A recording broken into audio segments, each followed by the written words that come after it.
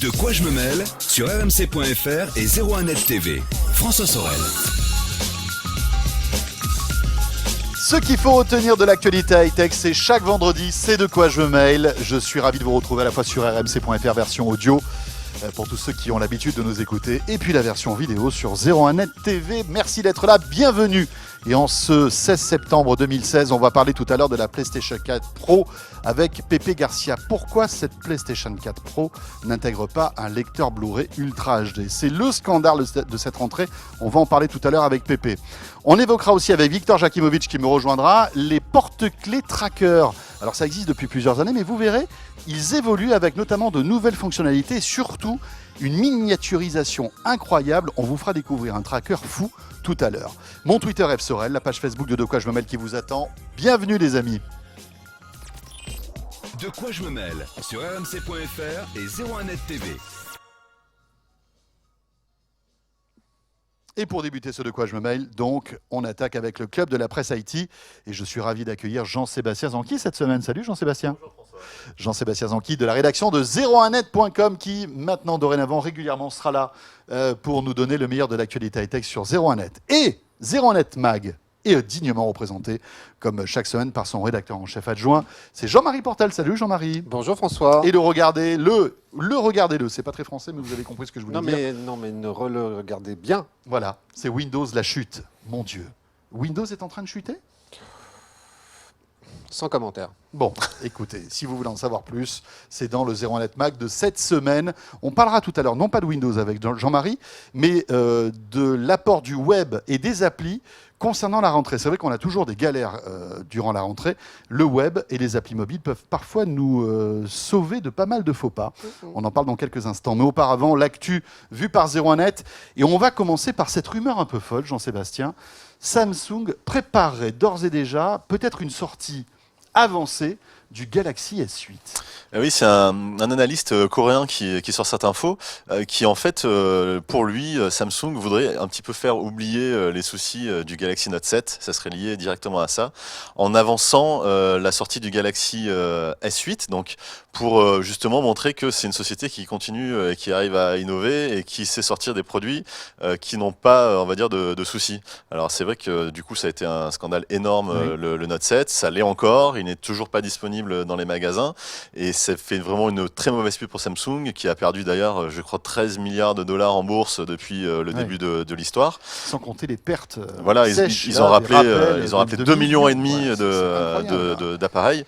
Donc ça serait un peu un choix stratégique assez improbable parce que finalement pourquoi ça ferait oublier le Note 7 mais et puis c'est risqué de manière logistique parce que ça veut dire on avance un calendrier qui est existant. Oui, bien sûr. Parce que rappelons que le S8 est prévu, mais il sort en général en février. Exactement. À l'occasion du Mobile World Congress. En tout cas, il est annoncé à cette occasion. Tout à fait. Donc là, est-ce qu'il pourrait sortir en début d'année prochaine, vraiment en début d'année ou en fin de cette année? Mais bon, ça serait quand même étrange que Samsung. Et puis ça cannibaliserait complètement les ventes du Galaxy S7, c'est un risque. Qui, on peut l'imaginer, sont bonnes puisque le téléphone est bon. Bien sûr. Même si moi, il y a des trucs qui me paraissent un peu bizarres. Je vois des offres aujourd'hui opérateurs. Avec des Galaxy S7 avec abonnement à 1 ou 10 euros, alors que c'est un téléphone qui, rappelons-le, au départ, lorsqu'il est sorti en fin de printemps, était à 700, 800 euros pour les modèles haut de gamme. Mais donc, c'est vrai que c'est quelque chose qui est assez courant chez Samsung de baisser les prix rapidement. Donc, très rapidement. Tout à fait. Voilà. Bon, on va vérifier tout ça dans les semaines qui viennent. On reste justement dans l'hémisphère Samsung avec ce Galaxy Note 7. Qui, on l'a dit, donc voilà, est un peu en mauvaise passe actuellement. Ouais, complètement. Et en plus, il y a beaucoup de rumeurs sur ce rappel des Note 7 en fait, qui apparaissent. Il y a beaucoup de gens qui disent oui, alors on m'a dit que le Note 7 serait désactivé à partir du 30 septembre si je ne le renvoyais pas à Samsung. C'est-à-dire que Samsung désactiverait à distance un Galaxy Note 7 qui serait potentiellement dangereux. C'est ça, tout à fait. Non, ils vont les faire exploser à distance. Comme dans Mission Impossible, vous savez. Ce téléphone s'autodétruira après le message secret. Au moins, c'est fait. Voilà, ça c'est fait. Celui-là, il a explosé. Alors nous, on a vu toutes ces rumeurs et on a décidé évidemment de contacter Samsung pour savoir ce qu'il en était. Et Samsung France dément complètement, hein. Il n'y a pas de programme prévu là-dessus. En fait, quand on a vraiment un Galaxy Note 7 défectueux, il faut appeler un numéro de téléphone qui est le 01 48 63 0000. Faites-le parce que effectivement Samsung rappelle tous ses téléphones. Les échanges se feront à partir du 19 septembre. Par contre, on ne sait pas encore quand est-ce que les nouveaux modèles arriveront. Oui, donc là, ce ne sont que des échanges. C'est on ça, ne peut pas on les aujourd'hui reprend. aller dans un magasin, acheter un Galaxy Note 7. Alors ça, non, pas du tout. Et même les échanges, c'est-à-dire qu'ils sont repris, mais on ne sait pas encore quand est-ce que le nouveau sera livré. Et Samsung... En fait, on ne sait pas contre quoi on vous l'échange. Alors, Non, mais en fait, on peut se faire rembourser. Attention, il faut peut être se faire quand même rembourser clair, aussi. hein. Et C'est-à-dire Samsung qu'on peut se faire rembourser, évidemment, tout de suite. prévoit un programme aussi de remplacement temporaire, c'est-à-dire ils peuvent vous prêter un S7 manifestement en attendant que les nouveaux Note 7 arrivent. Aux États-Unis, ils sont prévus pour le 21 septembre, la disponibilité des nouveaux Note 7. Là en France, on les a appelés ce matin, ils ne le savent pas encore. Quelle galère. C'est une Quelle grosse galère pour Samsung. C'est cette une galère. histoire-là, c'est fou. Et puis, alors que ouais. C'est bête qu'Apple n'ait pas anticipé. Ils auraient alimenté un peu plus en iPhone 7 Plus. Ouais, enfin cela dit, vous avez remarqué comme tous les autres constructeurs font profil bas, personne ne s'est moqué Non. des malheurs de Samsung parce que tout le monde sait que ça peut leur arriver. C'est ça. On sait qu'il y a des iPhones qui ont explosé, qui ont brûlé. Ça arrive malheureusement assez régulièrement parce qu'on n'arrive pas encore à maîtriser l'ingénierie des batteries. Et parfois, il y a des séries qui sont pas bonnes et qui chauffent, qui brûlent, qui explosent. Enfin voilà. Et surtout que Samsung peut équiper d'autres constructeurs avec ses propres batteries. Complètement. Donc, ils ne sont pas à l'abri non plus. Complètement. Et je pense qu'à mon avis, il doit y avoir une espèce d'audit général chez Samsung des batteries, même pense. qui ont été fournies à d'autres constructeurs, pour voir s'il n'y a pas des appels, des rappels éventuels à faire. Donc voilà, histoire un peu compliquée. Hein, Ouais, c'est mauvaise passe pour Samsung en ce pour moment. Samsung. On referme le volet Samsung pour ouvrir celui d'Apple avec, vous le savez, l'arrivée de l'iPhone 7 que vous pouvez découvrir sous toutes ses coutures sur 01net TV avec des vidéos qu'on a réalisées pour vous. On parle même d'iOS 10, on se rend compte qu'iOS 10 apporte pas mal de nouveautés. Et d'ailleurs, iOS 10 se déploie très très rapidement sur tous les iPhones. Oui, c'est souvent le cas d'ailleurs sur les iPhones, puisque effectivement la mise à jour est poussée à tous les utilisateurs de manière simultanée. Donc en général, on adapte plus facilement à iOS qu'un Android. C'est toujours un peu plus compliqué. Mais iOS 10 donc a été adopté en 24 heures par déjà 14,45% des utilisateurs d'appareils iOS. Ça peut paraître pas beaucoup, mais par rapport à iOS 9 et iOS 8, ça fait quand même 2 ou 3 points de plus que les années précédentes. Donc c'est plutôt très bon. C'est plutôt très bon, surtout entre ces deux périodes, entre l'année dernière, l'année précédente et cette année, le parc installé, on va dire, d'iPhone est plus grand, évidemment, donc plus le pourcentage augmente, c'est exponentiel. Malgré tout, iOS 10 n'est pas forcément le champion de la rapidité. En fait, c'était iOS 7, il y a donc maintenant 3 ans, si je ne dis pas de bêtises, qui avait été adopté très très rapidement, plus de 15% en moins de 18 heures, parce qu'il y avait l'arrivée du flat design, ce nouveau design. C'est vrai que c'était un OS de rupture Tout à par fait. rapport au 6. Et donc les autres avaient été un peu moins installés parce que les gens ne voyaient pas forcément trop de nouveautés. Mais apparemment, voilà, iOS 10, lui, reprend un peu la main avec beaucoup de nouveautés dans les messages, un peu à la Snapchat, la nouvelle application musique, etc. Donc voilà, il y a un appétit vers iOS 10. Parfait, on va parler encore du mini jack. Ça, c'est vraiment les sujets qui vampirisent un petit peu tous les médias actuellement. La disparition du port mini jack sur l'iPhone 7. Apple pour aller plus loin. Jean-Sébastien. Oui, Apple pour aller plus loin, pourquoi pas le faire sur d'autres appareils. Oh là là. Et le premier en ligne de mire serait donc le MacBook.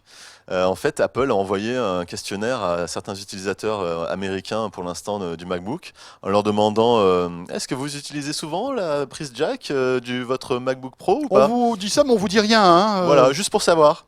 Et donc là, les utilisateurs commencent à se dire mais ça veut dire qu'ils veulent l'enlever aussi sur le MacBook également, et c'est une possibilité, hein, effectivement. Si, et l'écran, vous l'utilisez l'écran ? Ça le dépend. clavier. Hein. Parce que si vous voulez, on peut enlever le clavier.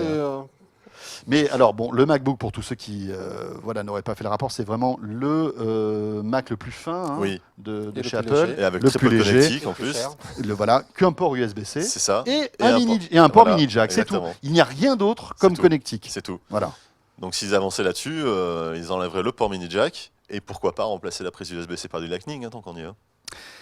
On a une petite idée de la date de sortie de ces nouveaux Mac, parce qu'en fait, on peut imaginer qu'Apple va sortir de nouveaux Mac, Ouais. peut-être de nouveaux MacBook. Ouais, il y a beaucoup de rumeurs, là ça a l'air même assez sérieux sur des disponibilités avant la fin de l'année, Voilà. donc avant Noël, avec pas mal de nouveautés sur le MacBook Eh ben, notamment. peut-être qu'on aura des surprises voilà. d'ici la fin de l'année. Exactement. On verra. Ou alors, ça sera peut-être sur les prochaines versions, on verra bien.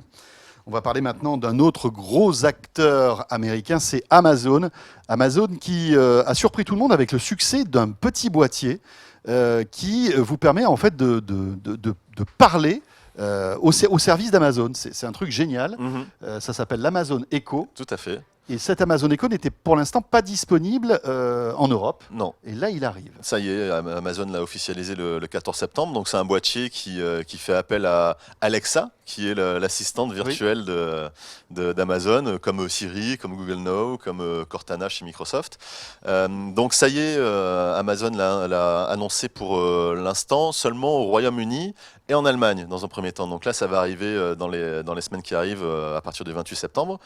Donc pour l'instant, pas la France. La France n'est pas encore annoncée, mais on parle quand même d'une arrivée avant la fin de l'année en France. En tout cas, c'est prévu quoi qu'il arrive, ça D'accord. arrivera en France, ça y a aucun souci, et certainement avant la fin de l'année. Voilà, et donc c'est imaginez un Siri dans une espèce de petite boîte qui vous permet d'écouter de la musique, qui vous permet aussi de commander par exemple des produits très vite sur Amazon, ça c'est formidable. Ouais. Enfin surtout pour Amazon parce que en parlant vous ça, pouvez c'est commander des trucs qui vous manquent à la maison.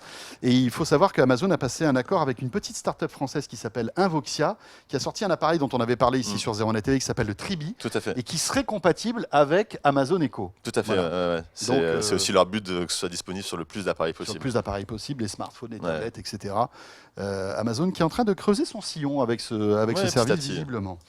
On termine avec Instagram. Jean-Sébastien Zanqui. Il faut savoir que tout n'est pas rose sur Instagram. Alors c'est vrai qu'on a de belles photos, mais on a aussi parfois de très jolies insultes. Oui, c'est un petit peu le problème d'ailleurs généralisé sur beaucoup de réseaux sociaux. De très vilaines insultes. C'est ces insultes, ces injures qu'il peut y avoir, des haters, comme on dit, qui n'aiment pas forcément. Et qui ce que vous vont faites, insulter. Alors souvent c'est des célébrités, mais parfois ça peut être des copains de lycée, etc. Ouais, tout à qui fait. se font insulter sur Instagram. Tout à fait. Et pour répondre à ça, Instagram, qui appartient donc à Facebook, donc ils prennent ça vraiment très au sérieux, puisque sur Facebook c'est un peu la même chose. Ils ont mis en place un filtre justement qui permet de ne pas afficher les commentaires offensants sous ces photos. C'est-à-dire si on active cette fonctionnalité dans les réglages, on n'aura plus a priori de commentaires qui seront injurieux. On peut même rajouter certains mots-clés personnalisés. Donc si on a vraiment des injures qu'on ne supporte pas, on peut les ajouter là-dessous. Et comme ça, on est certain que ces commentaires-là ne s'afficheront pas sous nos photos. Donc c'est plutôt dommage d'en arriver là. Mais malgré tout, quand on a des déferlements. Oui, mais ça va apaiser un petit peu, parce qu'après, évidemment, ça crée une espèce de surenchère. Voilà, des gens qui défendent les autres. c'est sans fin. Donc, on perd d'ailleurs après le fil du sujet, on parle plus de ça. Non, mais et tout à fait. on oublie complètement le contenu ça de la crée photo, une polémique etc. qui n'a même pas. Exactement. Sur YouTube, même problème sur YouTube, bien C'est la évidemment. même chose. On en sait quelque chose, nous, sur 01net oui. TV. Merci Jean-Sébastien Zanqui beaucoup. de la rédaction de 01net.com. Si vous voulez en savoir plus sur toutes ces actus, évidemment, une seule adresse, www.01net.com, le premier site d'actualité high-tech en France. On enchaîne avec le petit cousin de 01net.com, c'est le magazine 01net qui est actuellement dans les kiosques, qui vient de sortir. Et on va évoquer la rentrée. Jean-Marie, avec vous. Oui. La rentrée qui est souvent synonyme de galère. Alors parce que la rentrée, elle est un petit peu passée, c'est vrai qu'on en parle moins. En ce moment. Alors nous, on s'est intéressé à l'après-rentrée parce qu'on s'est dit, c'est pas parce qu'on parle plus de la rentrée que les galères s'arrêtent. Et bien souvent, il y en a pas mal qui surgissent après la rentrée. Entre autres, il va falloir se mettre à aider les gamins à se mettre aux devoirs. Parfois, on est largué dans certaines matières. Il y a aussi le problème parfois de trouver un logement. Vous étiez sur liste d'attente pour une école, puis à la dernière minute, vous vous retrouvez je ne sais où, à Pétaouchnok, et donc il faut loger le petit dernier. Généralement, c'est le petit premier. Oui, c'est le petit premier, le petit premier qui commence à coûter cher. Ou alors c'est qu'on est très vieux et c'est vraiment le petit dernier. Ou alors c'est qu'on est très vieux. Et, tout dépend de l'âge auquel on les a fait.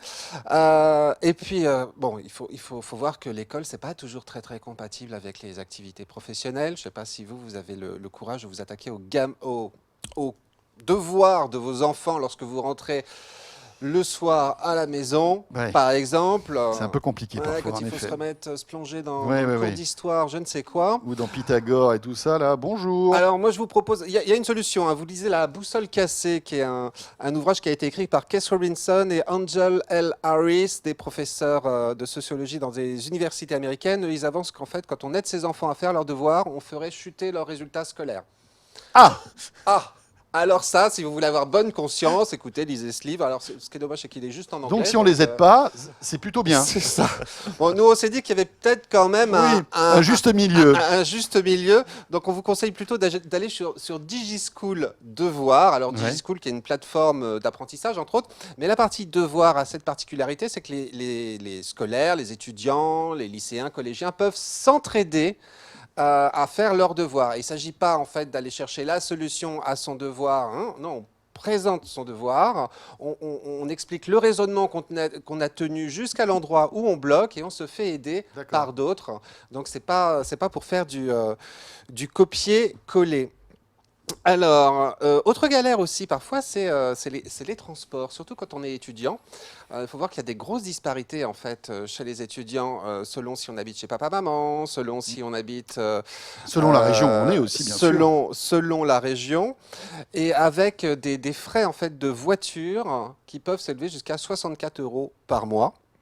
Alors, la solution idéale à laquelle on pense, c'est le covoiturage, sauf que des applis de covoiturage, il y en a un peu pour...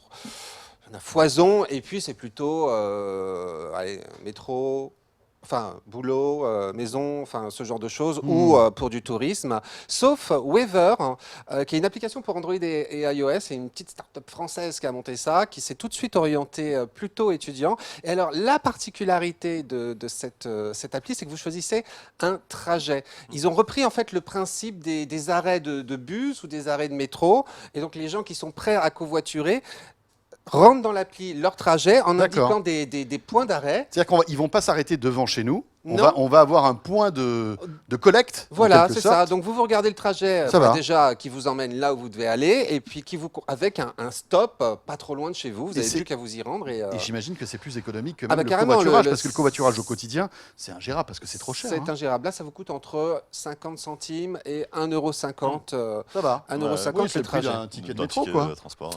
Alors, autre galère aussi des parents, c'est le gamin qui, pendant l'été ou à la rentrée, s'est réveillé en se disant « Tiens, j'ai envie de faire du violon ». Ou de la guitare, ou du piano, du chant, de la batterie, du piano, le violon, vous allez souffrir, croyez-moi. Et là, forcément, c'est carrément trop tard parce que les conservatoires, c'est belle lurette qu'ils ont clôturé leurs inscriptions. Généralement, c'est en juin, ça se termine, quoi. Et encore faut-il avoir une place parce qu'il y a aussi des loteries, c'est tirage au sort, par exemple, dans les conservatoires municipaux. Oui, parce qu'il y a trop de monde, en fait. Parce qu'il y a beaucoup trop de monde, beaucoup trop de demandes. Moi, j'ai trouvé un super site, ça s'appelle d'ailleurs Superprof. Et donc, ce sont des étudiants, généralement, qui proposent leur service pour apprendre de la musique, mais ça peut être aussi des cours de maths, ça peut être, il y a un tas de cours. Hein. Donc, ce sont des étudiants, mais hyper qualifiés, oui, bien sûr, en tout à cas, fait. assez qualifiés Tout à pour fait. Et enseigner. alors, qui se présentent en plus avec une fiche détaillée, dont les diplômes ont été vérifiés par la plateforme, donc ça, c'est très très bien. Et vous payez votre ticket d'entrée qui est de 19 € pour pouvoir en fait les solliciter. Oui, voilà, regardez ce qu'il y a. Regardez, vous pouvez solliciter plusieurs profs, hein. Ensuite, eux vous répondent. Vous faites votre choix et les 19 € sont rapidement rentabilisés parce que généralement le premier cours est gratuit. D'accord. C'est-à-dire, sachant qu'un cours, on va dire un cours de violon par exemple, vous comptez 25-30 € de l'heure. Si le premier cours est gratuit, vos 19 € sont rentabilisés. Alors par contre, les 19 €, c'est ticket d'entrée, mais pour un mois. Bon, ceci dit, si votre gamin veut faire du violon, c'est pas dans 2 mois. C'est tout de suite maintenant. Et puis, ça sera surtout pendant des années. Parce que le violon, quand on part de zéro... À considérer aussi l'investissement derrière. Par exemple, le violon, c'est l'allocation ou l'achat du violon, c'est les voisins. C'est les voisins qui vont plus vous parler. Parce qu'au début, c'est vrai que c'est pas terrible. C'est ça. Vous sentez le vécu chez moi Mais vous savez que chez moi aussi, il y en a un qui est pas loin. Alors maintenant, il a fait des progrès, il commence à jouer, mais au début, c'était un peu comme ça. Oui, au début, ils doivent juste sortir une note. Voilà, c'est ça. Oh, d'accord. On l'appelait Stradivarius d'ailleurs, notre voisin. Ah mais oui, bon, c'est des choses qui Quoi d'autre, Jean-Marie? Allez, un petit dernier pour la route. Les fins de mois qui s'annoncent difficiles. Oui, c'est la rentrée. Je sais pas, mais quand vous voyez la liste non, mais la liste des fournitures. Ouais, c'est impressionnant. Quand vous avez plusieurs gamins, mais vous vous suicidez, quoi. Ouais. Alors, et puis il y a aussi le problème des étudiants qui ont des besoins. Et là, comment on fait pour se financer quand on est étudiant? Alors, déjà, une petite astuce à connaître, c'est qu'en fait, l'État peut se porter garant pour les étudiants qui souhaiteraient souscrire un prêt auprès de leur banque à hauteur de 15 000 € maximum. Sauf que ça ne marche que dans 4 banques qui sont la Société Générale, la Banque Populaire, le Crédit Mutuel, et puis forcément, ils m'ont enlevé la dernière, je crois que c'était les caisses d'épargne. Mais donc là, j'imagine qu'il faut rentrer dans des... Alors le problème, c'est qu'il faut rentrer dans les clous. Voilà, c'est ça. Alors il faut être inscrit dans une école en France pour préparer un diplôme de l'enseignement supérieur français. Bon, ça en principe, ça va. Avoir moins de 28 ans, généralement, ça va aussi. Être sortissant de l'Union européenne, ça aussi, ça vient. Là où ça commence à coincer, c'est quand il faut être boursier, quoi. Et voilà. Donc il faut être boursier pour pouvoir... Non, là en l'occurrence, non. D'accord. Mais quand même, bon. Il faut remplir certaines conditions financières, j'imagine. La banque peut. Non. Donc, bref, quand vous ne rentrez pas dans les clous et qu'aucune banque ne vous porte crédit, justement, il y a une autre solution qui est le prêt entre particuliers. Et là, c'est des particuliers qui acceptent, si vous avez un projet, donc ça peut être pour des étudiants, vous avez besoin de vous faire financer. Ou l'école, ou un logement, etc. Ou un logement. Donc il y a des sites aujourd'hui qui proposent de mettre en relation les particuliers pour se prêter de l'argent entre eux. Alors attention quand même, l'UFC Que Choisir avait entre autres signalé pas mal d'arnaques, des gens qui s'étaient fait débiter des frais de dossier, qui n'avaient jamais eu leur prêt. Donc il faut juste faire bien attention à ce que le site soit contrôlé par l'autorité de contrôle prudentiel et de régulation. Et il y en a un, entre autres, qui est très très bien et qui a fait ses preuves, c'est United Credit, où là, on va pouvoir vous accorder un crédit même de 30 à 40 000 €. Ça peut aller jusqu'à des sommes très très importantes et à un taux aussi compétitif qu'en banque. Alors par contre, il ne faut pas forcément s'imaginer que le taux sera inférieur à celui d'une banque. C'est juste... voilà. Oui, c'est juste un autre moyen. La banque ne veut pas. Les particuliers peuvent. Les particuliers peuvent.